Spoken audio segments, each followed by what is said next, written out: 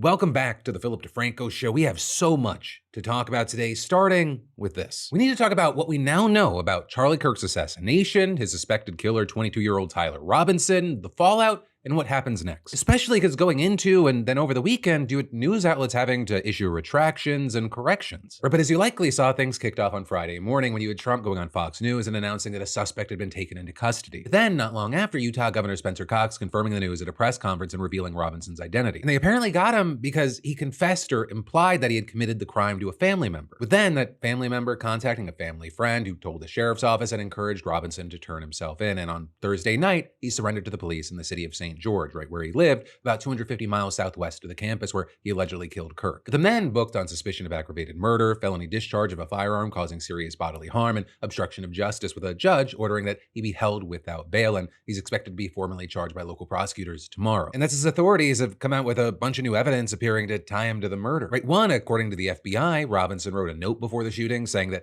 he had an opportunity to take Kirk out and was going to make use of it. Two, his DNA was reportedly found on a towel wrapped around the rifle, believed to have been used in the shooting, as well as on a screwdriver found on the rooftop where the shot was fired. And three, you now have the Washington Post reporting that a Discord account belonging to Robinson reportedly sent a message in a group afterwards saying, "Hey guys, I have bad news for you all. It was me at UVU yesterday. I'm sorry for all of this." And as of now, it's believed that he acted alone, with Cox saying that officials didn't have any information that would lead to any additional arrests. Also, as far as anything that could give more insight, you had Cox saying back on Friday that Robinson's family members had told investigators that he'd become more political in recent years, and you had one claiming that at a recent dinner, he and a second relative discussed Kirk's upcoming event at Utah Valley University, saying they talked about why they didn't like him and the viewpoints that he had. You also had Governor Cox revealing the exact wording of messages inscribed on unfired cartridges in the woods near campus and alongside the rifle used in the attack. Or because, as you may remember, before this guy was arrested and we learned his identity, you had the Wall Street Journal reporting that the ammunition found inside the shooter's rifle was engraved with expressions of transgender and anti-fascist ideology. But you then had a senior law enforcement official with direct knowledge of the investigation telling the New York Times that this information hadn't been verified by ATF analysts, didn't match other summaries of the evidence, and might turn out to have been misread or misinterpreted. And so what we now know is that there were at least 4 shell casings found with some sort of message on them. One had lyrics to Bella Ciao, which is an Italian song adopted by the anti-fascist resistance during World War II. Another said, "Hey fascist catch," with an up arrow symbol, right arrow symbol, and 3 down arrow symbols. And while you had some noting that the 3 down arrows alone are a common symbol used for anti-fascism, the whole sequence together seemingly refers to a sequence of moves on a controller that releases a bomb in the video game Helldivers 2. The third then reportedly says, "If you read this, you are gay, LMAO." And the fourth was inscribed with the meme, "Notices bulge, ooh, what's this?" Right, and so then what you saw online was people kind of falling into one of 3 camps. Some arguing that this shows that the shooter was on the left, others saying this was more of a deep internet meme culture accelerationist kind of thing. But then finally, with the internet culture and the gaming references, you had some saying that it suggested he was actually a groiper. Right, and those are followers of Nick Fuentes, who is a personality who actually just the day before Charlie Kirk was killed, there was a whole write-up about him in the New York Times that read,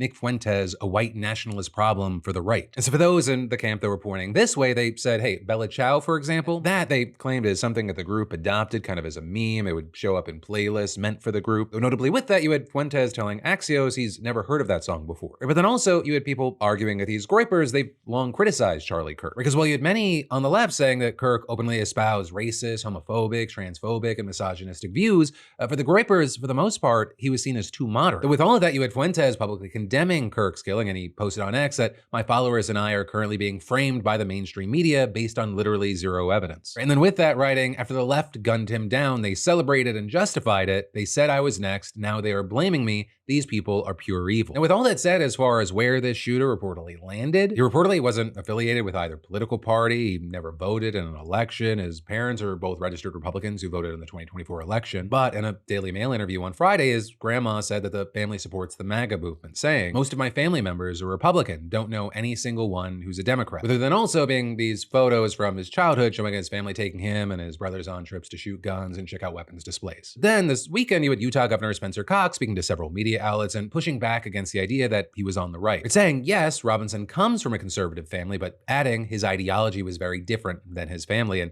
he told the Wall Street Journal specifically, "It's very clear to us and to investigators that this was a person who was deeply indoctrinated with leftist ideology." And then when asked to elaborate, he said that information comes from the people around him, from his family members and his friends. That's how we got that information. But then another thing that people are taking as evidence of Robinson being on the left is that you had Cox confirming reporting from Fox News that he had been living with and in a relationship with a person transitioning from male to female, with Governor Cox noting that the shooter's romantic partner had been very cooperative with authorities and was shocked by what had happened. Well, he stopped short of saying that Robinson's partner's alleged status was a factor of Kirk's killing, and the investigators were continuing to explore a possible motive in the attack. That did not stop the internet from reacting. So you had the likes of Elon Musk reposting far-right commentator Matt Walsh saying transgenderism is a death cult, the largest, most well-funded and deranged death cult that this country has ever seen. Though that is, you had people noting that the Gun Violence Archive has estimated that only about 0.1% of mass shootings of the past decade were carried out by transgender individuals. And that's as it's been estimated, transgender people make up about 1% of the US population age 13 and over, suggesting that, if anything, they commit mass shootings at a lower rate than other Americans. But despite what the numbers may say, despite the fact that officials have not confirmed a motive yet, and despite that we're talking about a situation where one person is being used to kind of paint an entire group, you have many arguing that this is going to be used to justify action against transgender people and maybe even just people on the left in general. Because you're seeing right-wing politicians, right-wing mainstream media, and right-wing social media pointing to Kirk's killing and blaming virtually the entire left and the Democratic Party for his death. And you have many vowing to go after the left, saying that this is war. Also, as far as big, notable reactions and statements, you had Charlie's wife, Erica, speaking in a live stream while standing behind the empty chair that Kirk used during podcast tapings. The evildoers responsible for my husband's assassination have no idea what they have done. If you thought that my husband's mission was powerful before, you have no idea. You have no idea what you just have unleashed across this entire country and this world. You have no idea. You have no idea the fire that you have ignited within this wife. The cries of this widow will echo around the world like a battle cry. And actually with that, you had JD Vance hosting the Charlie Kirk show today, also calling out Soros and then addressing the issue of political violence. And on one hand, he kind of pushed back against painting the entire left with one brush, but he also ultimately doubled down on the claim that it's a one-sided issue. Now, I have heard many calls in the last few days for unity and for healing in the wake of Charlie's assassination. You have no idea how desperately I want that, how gratified I was when Democratic friends and even former Senate colleagues reached out to offer their condolences to me. I'm so thankful. And I know there are so many like them all across our great country. But unity, real unity, can be found only after climbing the mountain of truth. And there are difficult truths we must confront in our country. One truth is that 24% of self-described, quote, very liberals believe it is acceptable to be happy about the death of a political opponent, while only 3% of self-described very conservatives agree. 3% is too many, of course. Another truth is that 26% of young liberals believe political violence is sometimes justified, and only 7% of young conservatives say the same. Again, too high a number. In a country of 330 million people, you can of course find one person of a given political persuasion justifying this or that or almost anything. But the data is clear. People on the left are much likelier to defend and celebrate political violence. This is not a both sides problem. If both sides have a problem, one side has a much bigger and malignant problem. Right, and as far as those numbers, Vance appears to be referring to a YouGov poll that was conducted after Kirk's shooting. Now with that, you also have YouGov noting that the way that Democrats and Republicans respond to questions about political violence, it changes when there's an act targeting their own party. But with that, one, Democrats were also more likely to say that violence could sometimes be justified in a poll back in June, although by a smaller margin. Though two, aside from the polling, when it comes to actual violence taking place, we are seeing that this is a both sides problem. We've covered numerous instances on the left and the right. But then with all that, as far as action that we've seen from the Trump administration so far, you've had Defense Secretary Pete Hegseth saying the department is closely tracking any military personnel who celebrated or mocked Kirk's death. You also had Secretary of State Marco Rubio similarly saying that the State Department would strip visas from anyone doing the same. And then as far as Trump, he's vowed to punish, quote, each and every one of those who contributed to this atrocity and to other political violence, including the organizations that funded and supported. Though also, a really big thing here is that Trump's really only focused on attacks against conservatives and his allies, right? And that even even though the wave of violence that we've seen in this country, it's been across the political spectrum. It's targeted Democrats and Republicans alike, but Trump, he's really only doubled and tripled down on this. Right on Friday, he seemingly excused extremism on the right by arguing they're just motivated by a desire to reduce crime. The radicals on the right oftentimes are radical because they don't want to see crime. The radicals on the left are the problem, and they're vicious, and they're horrible, and they're politically savvy, although they want men and women sports. They want transgender for everyone. They want open borders. And then with that, he called again for prosecutors to file racketeering charges against George Soros, right, one of the Democratic Party's biggest donors, claiming without evidence that he pays violent protesters. Then in Congress, he had Louisiana Republican Clay Higgins saying he'd push for immediate lifetime social media bans for anyone who belittled the assassination of Charlie Kirk, with him writing on X, "I'm also going after their business licenses and permitting. Their businesses will be blacklisted aggressively. They should be kicked from every school and their driver's licenses should be revoked. I'm basically going to cancel with extreme prejudice these evil, sick animals who celebrated Charlie Kirk's assassination. I'm starting that today." And then outside of the government, you had right-wing influencers like Laura Loomer, former Proud Boy leader Enrique Tarrio, and the Libs, a TikTok account, posting identifying details about people they claim celebrated Kirk's death. Or with the group calling itself the Charlie Kirk Data Foundation, claiming to have identified over 60,000 extremists who have done so, and outlets reporting that many people are in fact losing their jobs over this. But then next up today, let's talk about a situation that many have been calling a double standard in the media. Though there is a lot of debate around this, and it does largely seem to be split by left versus right. But the first thing up is former political analyst Matthew Dowd, who just got fired from MSNBC. Because what you saw is that the day that Kirk got shot, he reacted to the breaking news with this take. We don't know any of the full details of this. That we don't know if this was a supporter shooting their gun off in celebration, or so we have no idea about this. He's been one of the most divisive, especially divisive younger figures in this, who is constantly sort of pushing this sort of hate speech or sort of aimed at certain groups. And I always go back to hateful thoughts lead to hateful words, which then lead to hateful actions. And what you saw is a lot of people interpreting that as him blaming Kirk for his own death, basically saying that Kirk brought this on himself, and it led the network to fire him, with NBC's president saying his remarks were inappropriate, insensitive, and unacceptable. With Dowd defending himself on Substack, saying he has consistently been opposed to political violence throughout his career, and writing, "Keep in mind, when the anchor came to me to comment on the national environment, the only thing known at the time was shots were fired, and there was no reporting yet that Kirk was the targeter, had been shot at. I said in the moment that we needed to get the facts because we have no idea what this could be, and that it could easily be someone firing a gun in the air to celebrate the event. Remember, Kirk is a diehard advocate of the Second Amendment." With him then also adding that even though most at MSNBC knew my words were being misconstrued, the network simply reacted to the right-wing media mob. And then also with everything here, you had many comparing his treatment to that of another mainstream media personality, and that is Fox's Brian Kilmeade. Because in this clip that first aired on Wednesday but only went viral on Saturday, with the network's host discussing the Ukrainian refugee who was stabbed to death by that homeless man on a train in Charlotte. And you had Lawrence Jones giving his opinion first, and then Kilmeade, he jumps in at the end of the conversation with this remark. They have given billions of dollars to mental health and the homeless population. A lot of them don't want to take the programs. A lot of them don't want to get the help that is necessary. You can't give them a choice.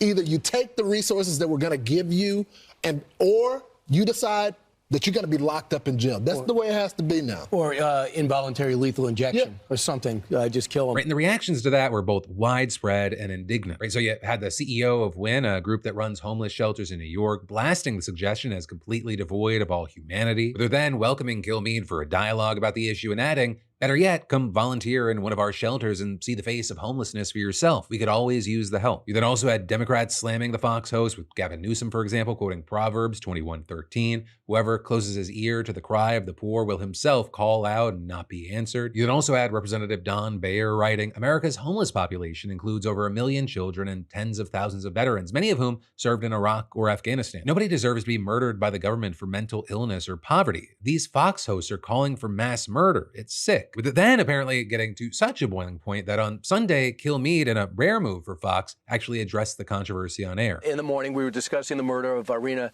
Zaruska in Charlotte, North Carolina, and how to stop these kinds of attacks by homeless, mentally ill assailants, including institutionalizing or jailing such people so they cannot attack again. Now, during that discussion, I wrongly said they should get lethal injections. I apologize for that extremely callous remark. I'm obviously aware that not all mentally ill homeless people act as the perpetrator did in North Carolina, and that so many homeless people deserve our empathy and compassion. Right, and then in reaction to that, you had many different responses. You had some saying that he shouldn't have apologized at all, that he was right to say what he said. Others then arguing that when you put it in context, it's clear that he wasn't talking about all homeless people, just the violent ones. So there you had people countering that, saying the context actually shows that he was talking about any homeless people who don't accept help or resources. And then finally, you had people calling his apology scripted, hollow, and insincere, and saying that regardless, he should still lose his job. Or with many arguing that if an employee on any other mainstream cable network said the same thing, they'd get fired. And you had some, like author and activist Shannon Watts, writing, Brian Kilmeade is advocating for extrajudicial killings on Fox, yet Matthew Dowd was fired by MSNBC for pointing out Charlie Kirk's dangerous rhetoric. This moral asymmetry in the media and online is destroying democracy. And then you had places like Mother Jones pointing out that Kilmeade has a history of apologizing for what have been called racist or inflammatory comments. We keep marrying other species and other ethnics. The Swedes have pure genes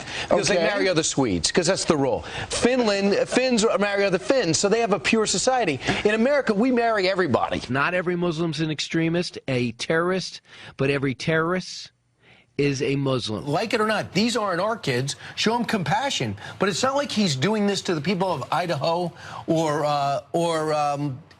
Texas. These are people from another country. You know, with everything that we're seeing with this, I'd really love to know your thoughts and reactions. But then, next up, before we get back into the news in just a minute, do you ever feel like debt is that annoying friend who just never leaves? You pay one bill, feel good, and then they pop up with interest, late fees, and surprise charges. And it's not your fault. The system's built to keep you trapped. I mean, banks, lenders, and credit card companies, they profit while you stress. And that's where today's sponsor, PDS Debt, comes in. They help people break free from debt without drama or judgment. Credit cards taken care of, personal loans covered, medical bills, they help you get out from under it all. No minimum credit score, no side eye, just a plan made by humans who actually understand your situation. And hundreds of thousands of people have already worked with PDS Debt to regain control of their finances. I mean, that's real results. PDS Debt is A+ rated with the Better Business Bureau and has thousands of 5-star reviews on Google and Trustpilot. I mean, credibility you can trust. They also guide you step by step, helping you climb out, take control, and rebuild your financial life. I mean, you can think of it like a cheat code for your money, legal and effective. And hey, you're just 30 seconds away from starting on your journey to being debt-free. Get your free assessment and find the best option for you right now at pdsdebt.com/DeFranco. It's pdsdebt.com/DeFranco. The QR code's on screen. You can scan it and take the first step today. But then next up in the news today, we've got to talk about how Trump's plans for deploying the National Guard in U.S. cities, they're going nationwide. Though starting in Washington, D.C., you've got Trump currently threatening to declare a national emergency after D.C. Mayor Muriel Bowser said the city's police wouldn't cooperate with ICE. And some important background to remember is that back in August, Trump misrepresented data about crime in D.C., claimed that it was completely out of control, and declared a national emergency and federal takeover of the Capitol. He took control of the D.C. police and sent some 2,000 National Guard troops and federal ICE officers into the city to function as law enforcement. In this move, it was met with a lot of criticism, many saying that it was federal overreach, but as the weeks passed, you had Trump touting it as this massive success, saying that crime in the city fell to virtually nothing. And to be fair, when you look at the data, you see that violent crime dropped by 39% compared to the same period last year. It is worth noting that we saw a similar drop just last year, with violent crime dropping by 35% to a 30-year low between 2023 and 2024. Also, this federal takeover was only supposed to last 30 days, but the deadline for it passed last week, and you have National Guard troops still in D.C. without a clear mission end date. And while Bowser did sign an earlier order formalizing coordination between D.C. and federal law enforcement officials, now that the 30 days is up, she's telling local police to stop coordinating with ICE. Or with Bowser saying immigration enforcement is not what the MPD does, and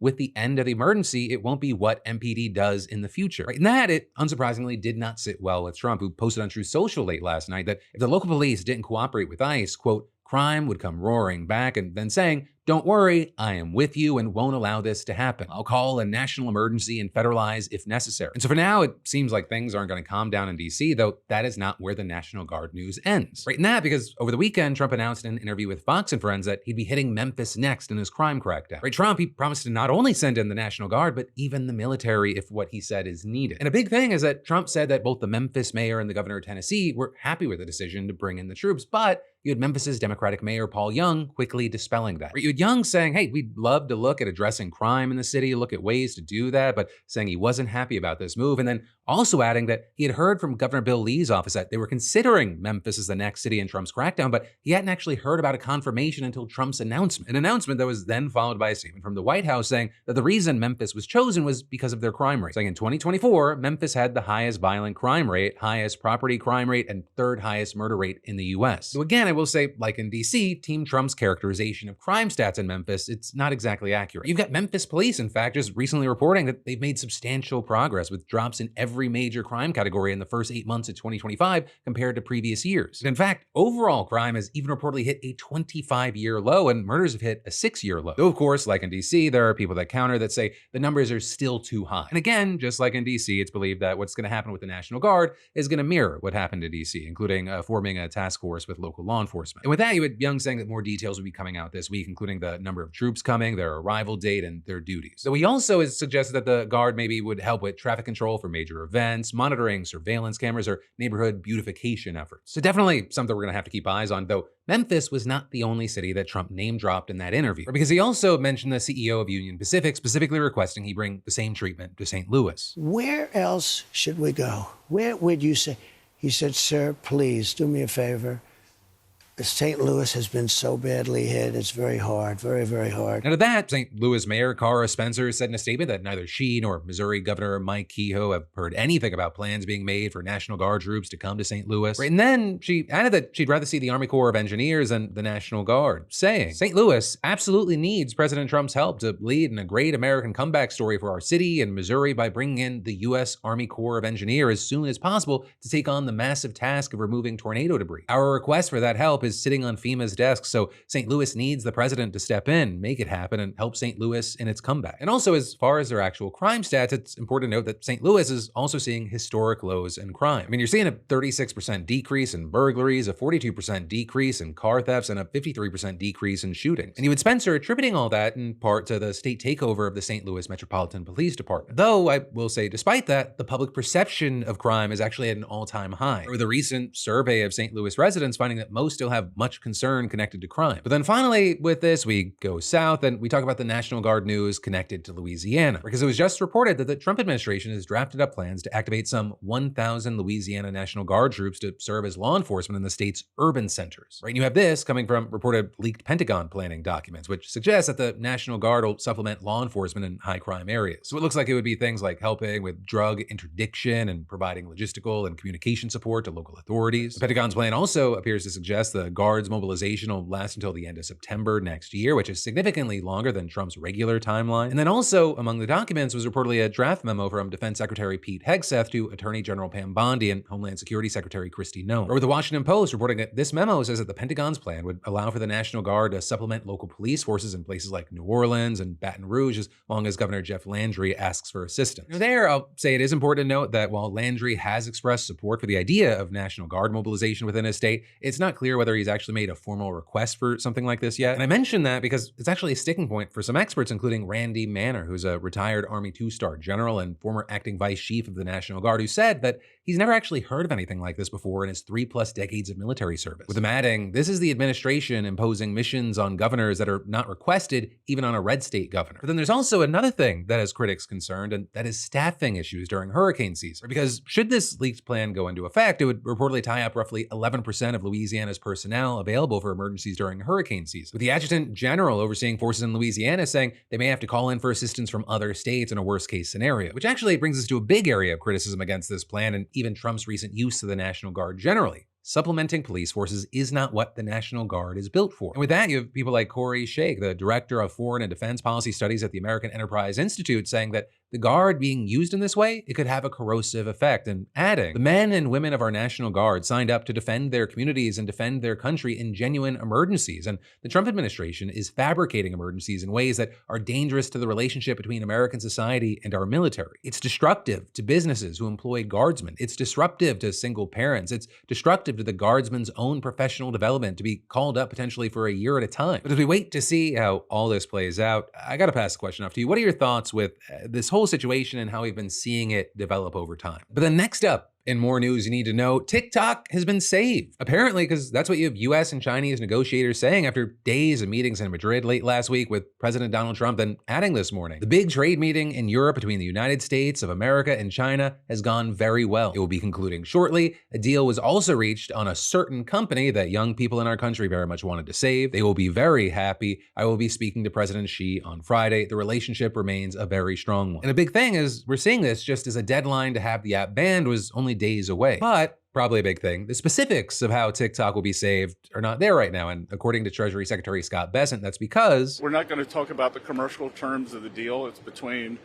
two private parties, but the commercial terms have been agreed upon. That said, another big question here is whether China is going to let ByteDance, right, TikTok's parent company, part with its recommendation algorithm. Because that algorithm, it is the key thing as to why TikTok's been so successful and why it's considered so important that China even placed it on its export control list. Well, we'll have to wait to see the specifics. What a wild ride this has been. Right, Trump made a good effort during his first term trying to ban the app, and then in his second term, he completely did a 180, even considered a deal that would have seen Oracle and Walmart invest in the app. Right, and then on the Chinese side, it wasn't seem like there was a huge appetite for this. So you have people asking, well, what changed? Right? Well, some think that Chinese officials really want to get a Xi-Trump summit going and feel that China was willing to give up TikTok to make that happen. In that summit, there's a lot to talk about. You have things like fentanyl coming to the US, as well as ongoing trade disputes. On the fentanyl side of things, the US wants China to crack down on the precursor chemicals used to make the drug, but China refuses to do so until the 20% tariff that China faces gets dropped. And then at the same time, Trump wants China to heavily increase its soybean imports, which it hasn't done, all of which has created this stalemate. But all that said, before any of that can be addressed or kind of materialized, returning to TikTok, the deal technically will be finalized on Friday after Trump and Xi have a phone call. But then next up, in other news you should know, we've got huge updates coming out of Nepal, because Nepal now has a new prime minister, though she's not going to have the job for long. So her name is Sushila Karki. She officially took office on Sunday, and she's actually the first woman to be the country's prime minister. But she's only going to be in that position for 6 months until formal elections are held, right? Because her appointment, it comes amid turmoil in the country, right? We talked about this recently. Gen Z led massive anti-corruption protests that toppled the nation's government. If you want an even bigger deep dive and you didn't see it, I'll link to the coverage below. But these protests, they were prompted by a social media ban that has since been reversed, but really it was always about deeper issues within the country like poverty and inequality. And what you ended up seeing were government buildings being attacked, officers opening fire on protesters, and today the death toll actually reached 72. So in her first remarks, you had Karki saying, we all need to get together to rebuild the country. We have to work according to the thinking of the Gen Z generation. What this group is demanding is the end of corruption, good governance, and economic equality. And you had Karki also vowing to not overstay her 6-month interim position so that she can hand over her work to the next parliament and ministers, saying this is not the job that she wished for, that the people brought her name forward, which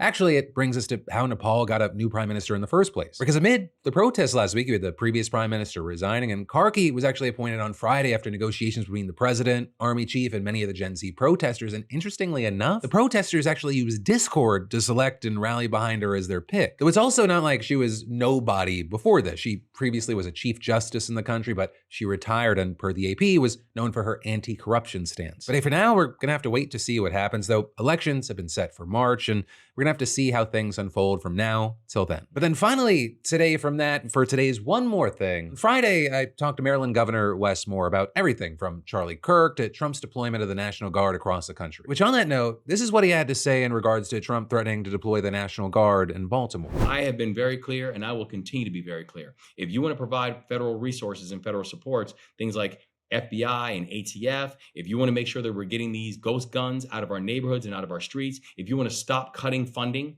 like the administration has done to Maryland, if you want to stop cutting our funding like the $30 million in violence prevention that you have cut from our state, I would love to have a very serious conversation with you about that. But if you are trying to have a conversation about activating our National Guard inside of our cities, then miss me with it. And well, it brings us to the end of this video. You've got even more just a click away, because you've got my newest podcast right here for you. One with Preston Stewart and the newest one with Maryland Governor Wes Moore. I've even got links in the description for you for Spotify, Apple Podcasts, YouTube, and wherever else you prefer to get filled in. But whatever you do, let me just say thank you for watching. I love yo faces, and I'll see you right back here tomorrow.